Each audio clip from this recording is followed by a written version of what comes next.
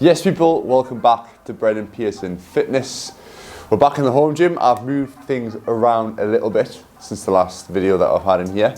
But yeah, a lot's happened since the last video. So since then, I have came down with the Rona. I have caught the COVID. It hasn't been pleasant.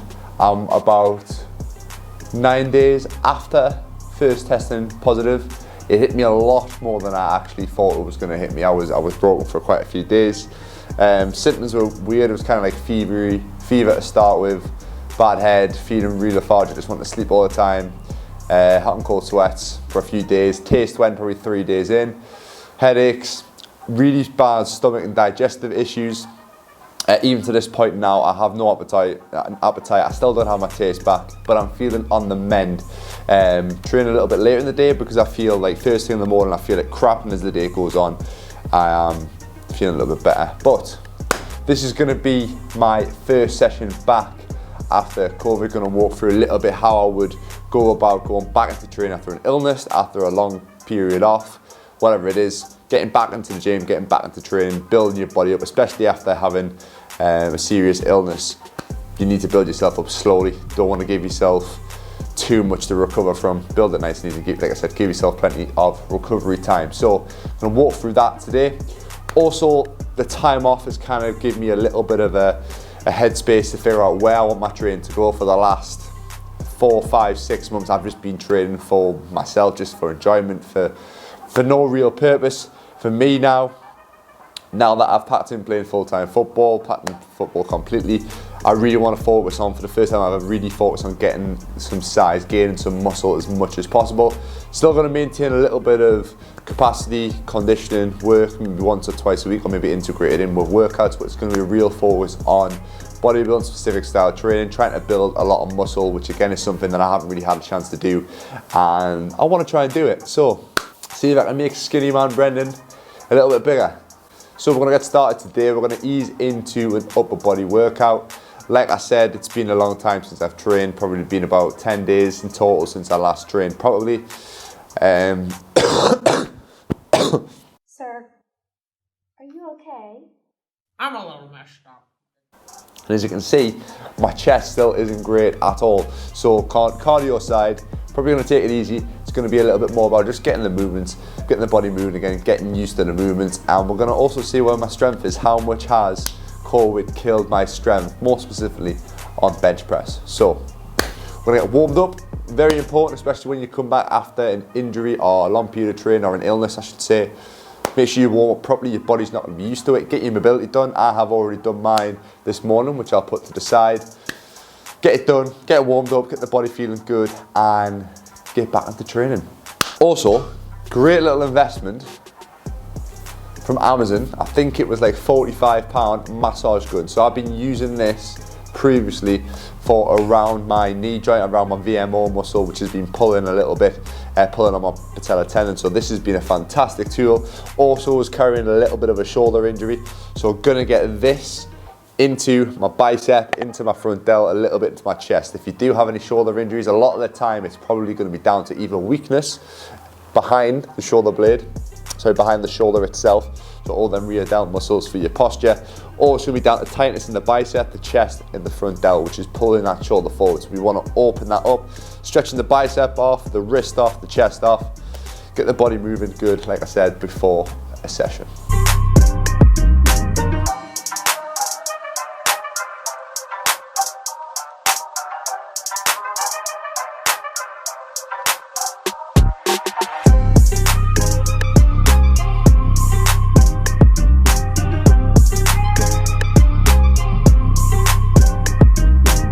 So as you can see, I've just done 3 or 4 warm-up sets there with the bench press. That's going to be our first exercise.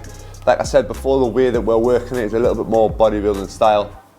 So we're going to do the old-fashioned top set, back off set. So the top set is going to be between 6 and 8 reps. Back off set's probably going to be more between 12 and 15, so a little bit more volume on the back off set.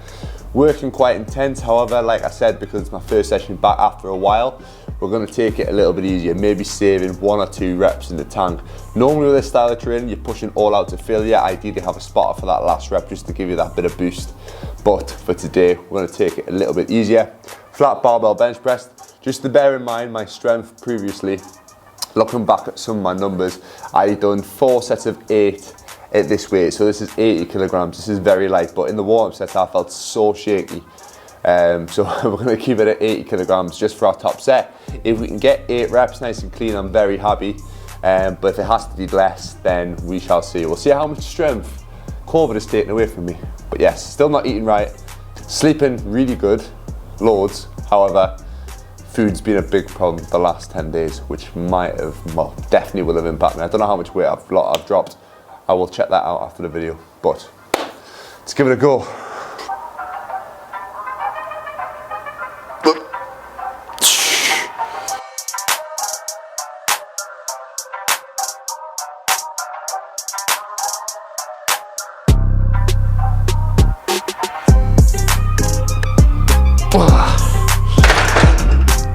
Well, got the ear rep. Hang on, I'll just die 1 second. So yes, 8 reps done. I actually feel out of breath after that set, which is one thing I definitely have noticed. Cardio wise, I've lost a lot, but 8 reps, probably could have pushed it a little bit more, but I'm gonna keep it safe for that. I have done heavier for 8 reps before. Yeah, got a long way to go. This is the starting point. We'll see what we can get up to. Back off set time now.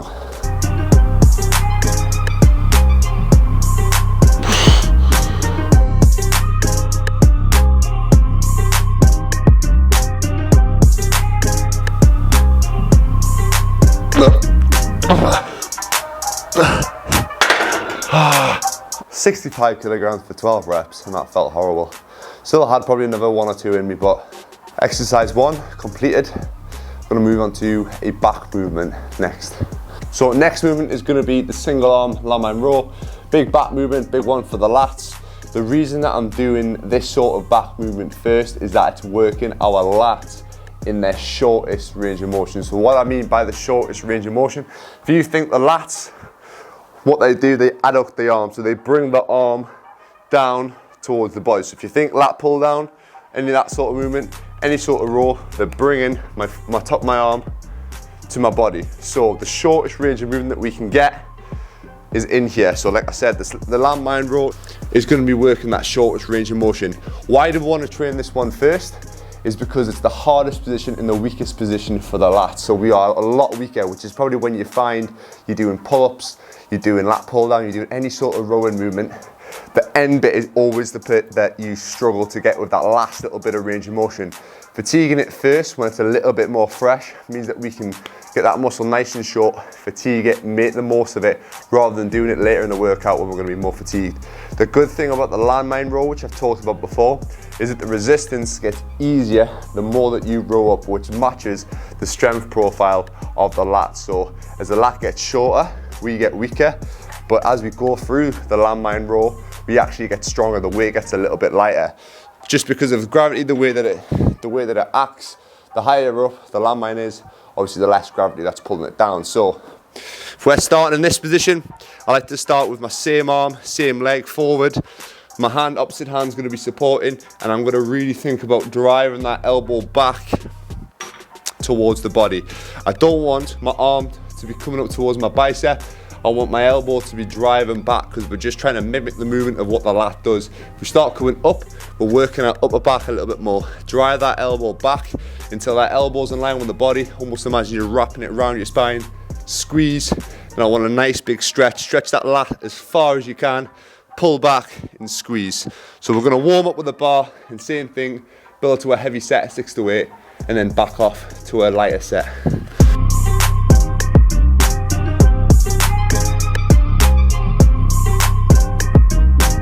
Top set, I'm gonna stick the straps on because it's quite a thick end of the barbell to be gripping onto.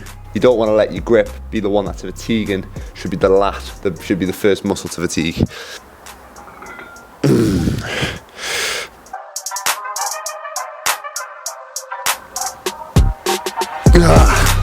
So that set probably went a little bit too heavy. Still managed a 6 reps.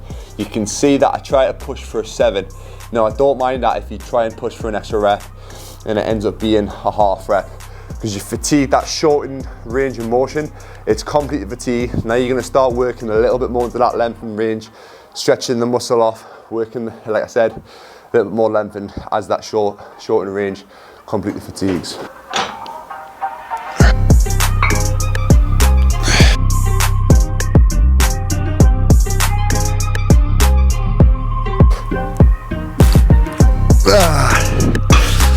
If you get that right, fucking burns.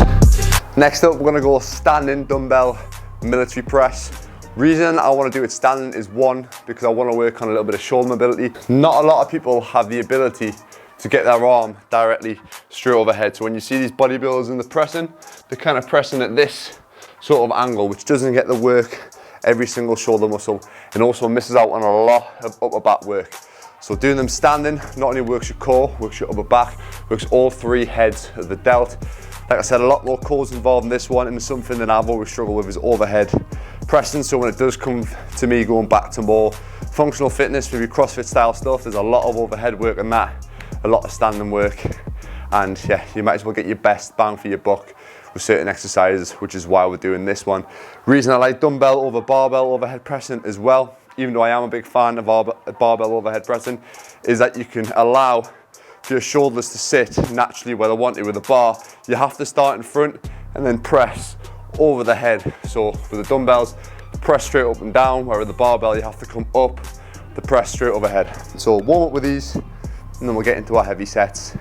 Same thing, 6 to 8, and then a back off set of 12 to 15.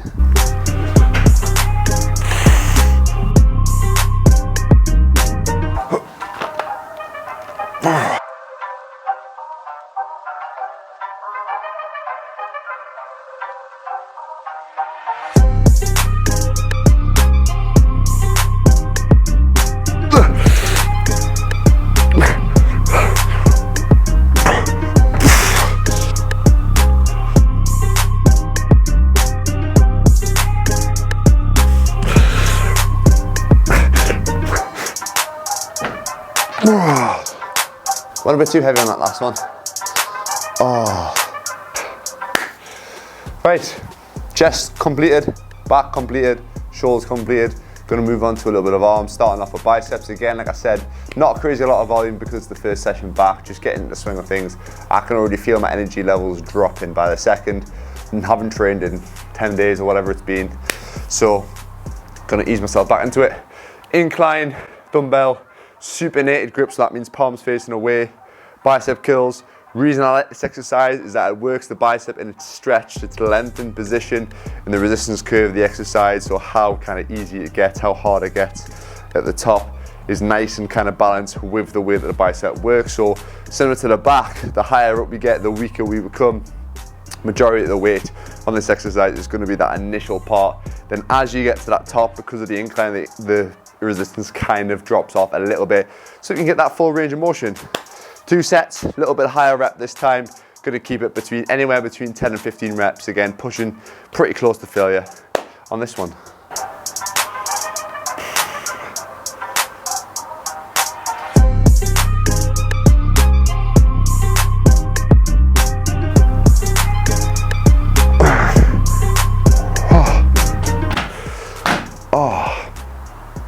Burns on that one. So rest periods on these movements, when it's isolation, I like to drop them down to about 1 minute 90 seconds. You don't really need a lot of recovery on isolations. Compound movements, especially when you're doing high intensity training, pushing to failure, rest 2, 3, 4 minutes if you really need it. As much recovery as you need, so that the quality of each set is optimal, as high as possible. So last exercise to finish off the workout, triceps. It's going to be a banded tricep push down. You can do a cable tricep push down at the gym, whatever you want. Same thing, 2 sets, 10 to 15 reps, working pretty close to failure on these because of isolation movements. They're not going to do any harm.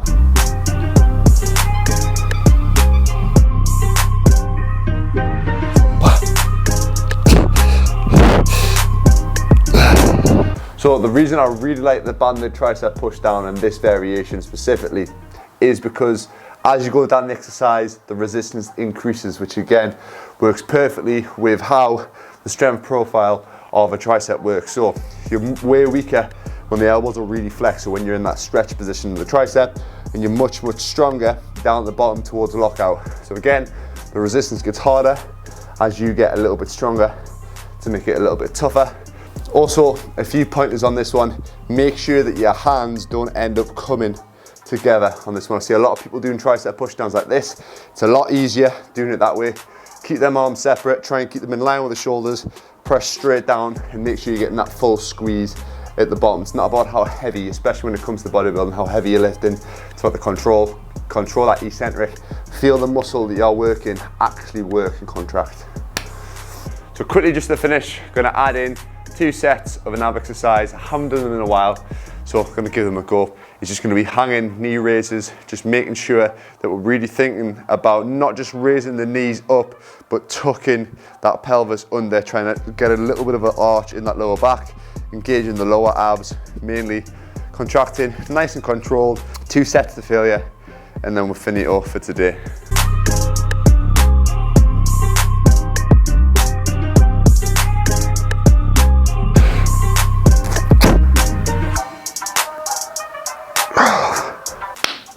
So that is the upper body session done.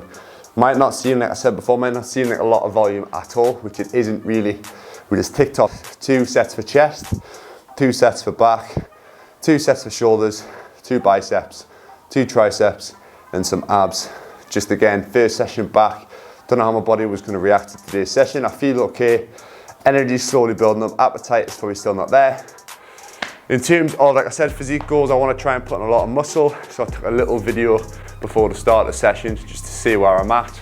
Obviously no pump, nothing at all. I haven't been taking creatine for a while. Need to get back on that. Obviously that's not going to make a massive difference, but it might make little small differences to your physique. Definitely in terms of your strength. But it's a starting point. Really want to push this. Even contemplating hiring my own coach for this one, which I think I recommend for anybody who's got a goal. Get a coach. They will help you achieve your goal so much quicker, so much more sustainable. Definitely invest in the coach. It's not as expensive as you think, trust me. So yes, I might do that. And that is the video. So COVID has absolutely slapped me one, but we're back. Got a few days left of this isolation and then we're back to normal, back to training clients, more content. And yes, if there's any specific content that anybody would like to see, message me, get in touch. All my links and information down below. If you want to work with me as a coach, one-to-one or online, links are down there. If you want to find out more on anything else, message me on Instagram or comment down below. But as always, subscribe, like the video, share it with a friend. Over and out.